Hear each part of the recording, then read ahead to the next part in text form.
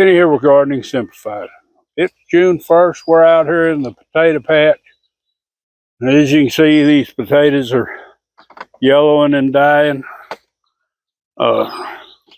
She's digging a few by hand here because we got this sunflower that was volunteer, so she figured let's leave it.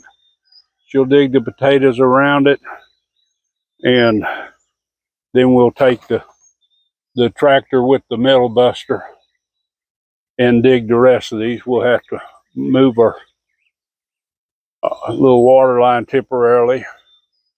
The sweet potatoes definitely aren't looking good from where the grass is. I'm thinking about maybe doing a second crop in this area. I don't know. I'll take some cuttings from the plants over there, maybe put them in. Should have plenty of sweet potatoes, but just in case, we'll make sure. But let me get these plowed up and dug. Okay, looks like we got some taters. Got more reds than Yukon Golds, but got a pretty good bit. Got them all dug up. Now we just need to lay them out. Okay, digging potatoes is kind of hard work. You could tell my helpers are both laid out, relaxing. Figured they done had enough. That's what we have for potatoes. Now, once you dig your potatoes, you need to lay them out somewhere, let them dry that outside, cure the skin so it'll toughen up a little bit. Then once they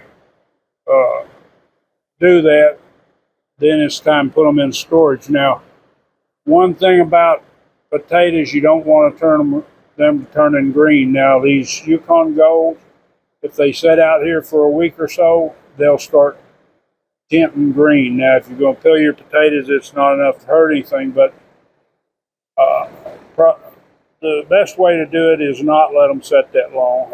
I'll give them 2-3 days,